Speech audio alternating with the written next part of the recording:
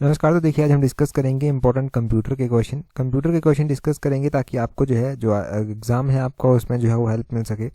Computer based कोई भी repeated question पूछा जाता है तो उसमें हेल्प मिल सके, और भी कोई अदर एग्जाम है तो उसमें भी हेल्प मिल सके। क्वेश्चन नंबर 1 से जो है वो डिस्कशन स्टार्ट करेंगे। बोलते हैं the F2 key is used to change dash of folder. तो F2 की जो है वो क्यों इस्तेमाल की जाती है? देखो F2 की जो है वो फोल्डर का नेम चेंज करने के लिए इस्तेमाल की जाती है। ऑप्शन सी जो है वो सही आंसर हो जाएगा। F2 की जो है वो फोल्डर का नेम चेंज करने के लिए जो है इस्तेमाल होती है। ऑप्शन सी सही आंसर है। आगे बोलते हैं द मॉनिटर इज एन। तो मॉनिटर किस तरह की डिवाइस है? देखो कंप्यूटर में इनपुट डिवाइसेस होती हैं, आउटपुट डिवाइसेस होती हैं। अगर हम मॉनिटर की बात करते हैं तो मॉनिटर जो है वो एक आउटपुट डिवाइस है। ऑप्शन बी जो है वो सही आंसर है।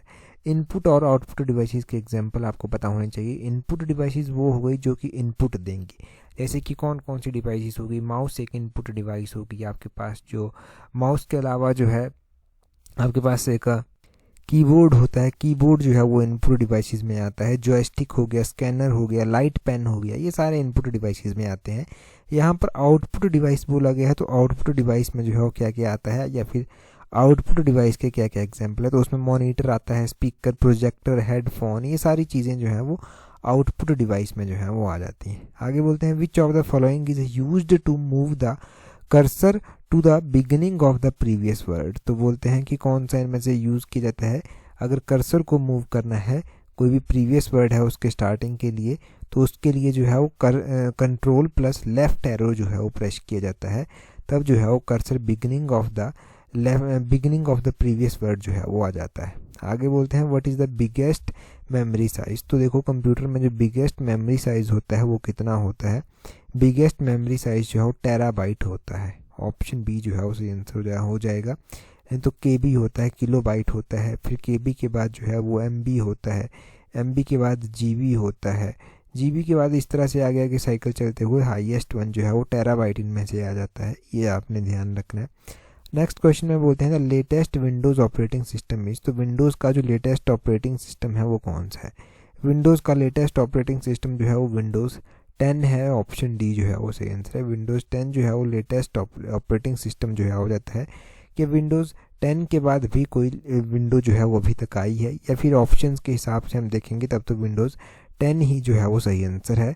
तो बात विंडोज़ 11 तक जो है वो पहुंच चुकी है, और वैसे ऑप्शंस के हिसाब से तो 10 ही सही है। आगे बोलते हैं the English keyboard layout used widely is called. देखो इंग्लिश कीबोर्ड की जो इंग्लिश जो कीबोर्ड है ना उसकी लेआउट जो वाइडली यूज़ की जाती है उसको क्या कहते हैं? उसको क्वेरिटी कहते हैं। QWERTY, QWERTY जो है वो उसको क्वेरिटी कहते हैं। ये ऑप्शन बी जो है वो सही आंसर हो जाएगा। इंग्लिश कीबोर्ड की ये लेआउट है। आगे बोलते हैं which of the following is not Microsoft office application. तो इनमें से कौन सा माइक्रोसॉफ्ट ऑफिस एप्लीकेशन नहीं है?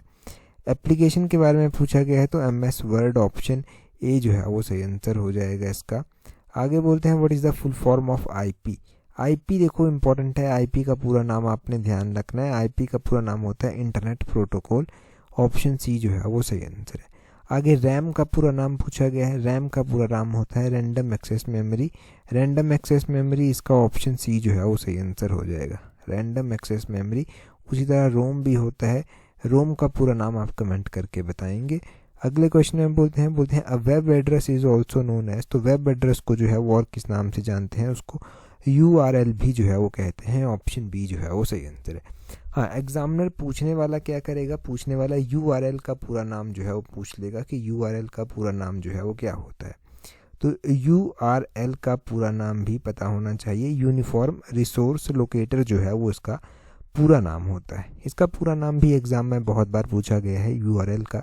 तो ये हमने कुछ कंप्यूटर के क्वेश्चन डिस्कस किए। अगर तैयारी कर रहे हैं अलाइड सर्विसेज की तो टेस्ट सीरीज का लिंक नीचे डिस्क्रिप्शन बॉक्स, कमेंट बॉक्स में दिया गया है। वहाँ से आप टेस्ट सीरीज को जो है वो प्रैक्टिस कर सकते हैं।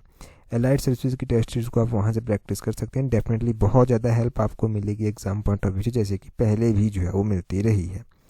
इस सीरीज़ में इतना ही था। That's all. Thank you very much.